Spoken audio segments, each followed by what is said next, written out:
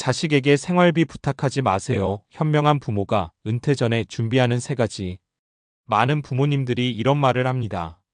나는 괜찮아. 나중에 힘들면 자식들이 조금 도와주겠지. 그 마음 사실 너무 자연스럽습니다. 평생을 자식 위해 살아왔으니까요. 자식이 잘 되면 그걸로 충분하고 혹시 힘든 날이 오면 가족끼리 서로 돕는 게 당연하다고 생각합니다. 그런데 현실은 조금 달라지고 있습니다. 요즘 자식 세대는 부모 세대보다 훨씬 치열한 경쟁 속에서 살아가고 있습니다. 집값, 교육비, 노후 준비까지 스스로 감당해야 할 것들이 너무 많습니다. 부모를 돕고 싶은 마음은 분명 있지만 현실적으로 쉽지 않은 상황이 점점 많아지고 있습니다. 그래서 요즘 은퇴 준비에 대해 이야기할 때 전문가들이 공통적으로 하는 말이 있습니다.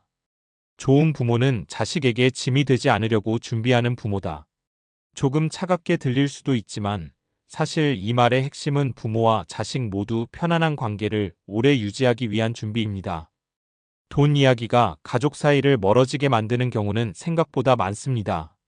반대로 부모가 스스로 노후를 준비해두면 자식은 마음 편히 부모를 사랑할 수 있습니다. 그리고 부모 역시 자식 눈치 보지 않고 자존감 있는 노후를 보낼 수 있습니다. 그렇다면 현명한 부모들은 은퇴 전에 무엇을 준비할까요? 노후 전문가들이 공통적으로 말하는 3가지 준비가 있습니다. 1. 생활비 구조를 먼저 만들어두는 부모. 많은 분들이 노후 준비라고 하면 돈을 얼마나 모았는지만 생각합니다. 하지만 더 중요한 것은 매달 들어오는 구조입니다. 예를 들어보겠습니다. 사례 1. 60세에 은퇴한 김 선생님은 퇴직금으로 3억 원을 받았습니다. 처음에는 마음이 든든했습니다. 그런데 생활비로 매달 200만 원 정도 쓰다 보니 10년이 지나자 돈이 절반 이상 줄어들었습니다. 그때부터 걱정이 시작됐습니다.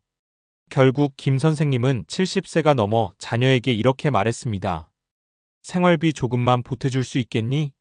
자식은 도와드리고 싶지만 부담을 느끼기 시작합니다.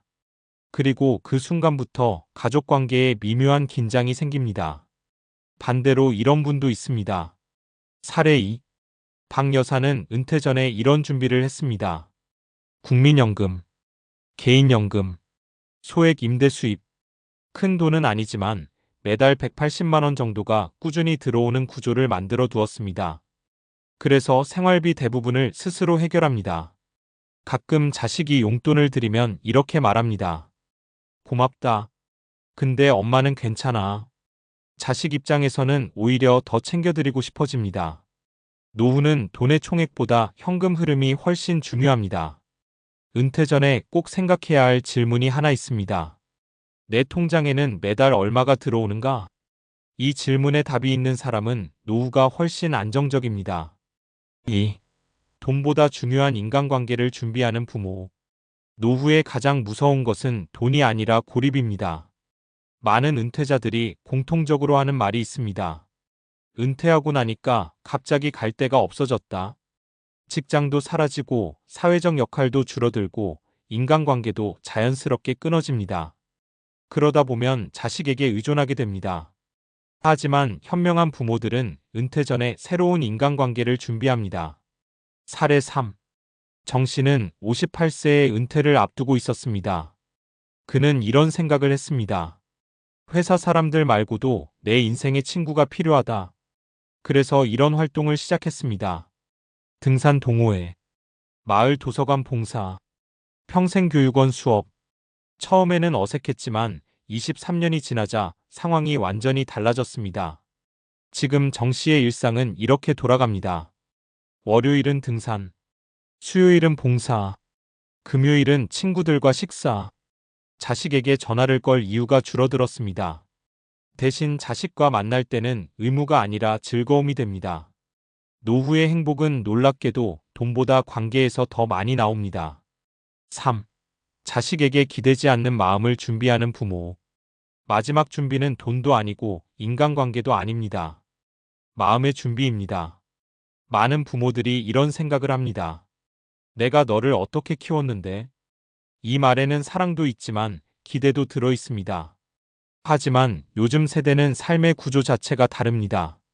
늦은 결혼, 높은 주거비, 긴 노후, 자식도 자기 인생을 버티는 것이 쉽지 않습니다. 그래서 노후 전문가들이 이런 말을 합니다. 자식에게 기대지 않는 부모가 오히려 가장 사랑받는다. 아이러니하지만 사실입니다. 부모가 이렇게 말하면 자식은 마음이 편해집니다. 너희 인생 잘 살아라. 엄마 아빠는 우리대로 잘 살고 있다. 그러면 자식은 오히려 더 챙깁니다. 명절에도 더 자주 찾아오고 여행도 함께 가자고 합니다. 반대로 부모가 계속 의존하면 자식은 점점 심리적 거리를 두게 됩니다. 노후의 품격은 경제력보다 독립심에서 나옵니다. 결국 노후 준비의 핵심은 이것입니다. 많은 사람들이 노후를 이렇게 생각합니다. 돈만 많으면 괜찮다. 하지만 실제로 행복한 은퇴자들을 보면 공통점이 있습니다. 매달 들어오는 생활비 구조가 있다. 자식 말고도 만날 사람이 있다. 스스로 살아가려는 마음이 있다. 이 세 가지가 있는 사람은 노후가 훨씬 가볍습니다. 그리고 흥미로운 사실이 하나 있습니다. 자식에게 기대지 않으려고 준비한 부모일수록 오히려 자식과 관계가 가장 좋습니다. 왜냐하면 그 관계에는 의무가 아니라 사랑만 남기 때문입니다.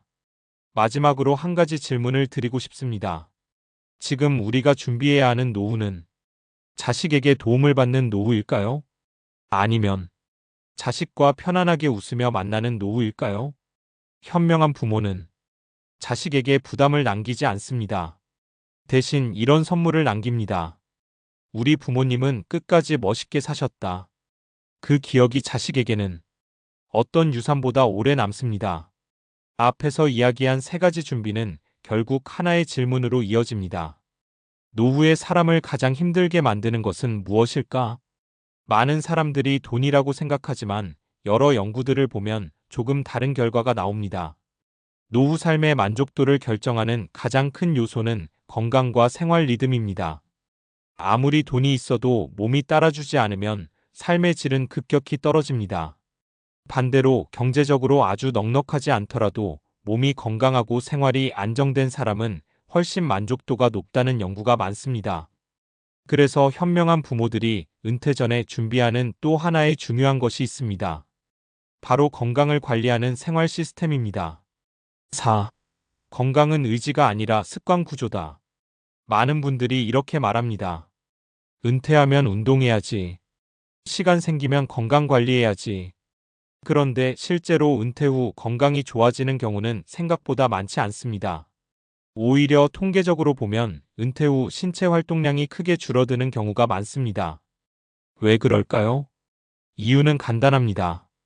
직장에 다닐 때는 출근, 이동, 업무 같은 강제적인 활동이 존재합니다. 하지만 은퇴 후에는 그런 활동이 사라지면서 하루 대부분을 집에서 보내게 됩니다. 이때 생기는 것이 바로 노후의 악순환입니다. 활동 감소, 근육 감소, 체력 감소, 외출 감소, 활동 더 감소. 이 과정은 생각보다 빠르게 진행됩니다. 근육은 사용하지 않으면 1년에 약 12%씩 감소하는 것으로 알려져 있습니다. 특히 60세 이후에는 감소 속도가 더 빨라집니다. 그래서 전문가들은 말합니다. 노후 건강은 의지가 아니라 생활 구조가 만든다. 생활 리듬이 있는 사람은 늙는 속도가 다르다. 흥미로운 연구가 하나 있습니다. 일정한 생활 리듬을 가진 노인과 그렇지 않은 노인을 비교했을 때 인지 기능 저하와 우울감 발생률이 크게 차이가 났습니다. 특히 다음 세 가지 활동이 중요한 것으로 나타났습니다. 규칙적인 신체 활동, 사회적 만남, 일정한 하루 루틴. 이 세 가지가 있는 사람은 뇌 건강과 정신 건강이 훨씬 안정적이었습니다. 생각해보면 당연한 이야기입니다. 사람의 뇌는 사용하는 만큼 유지되는 기관입니다. 새로운 사람을 만나고 새로운 활동을 하고 몸을 움직이면 뇌는 계속 자극을 받습니다.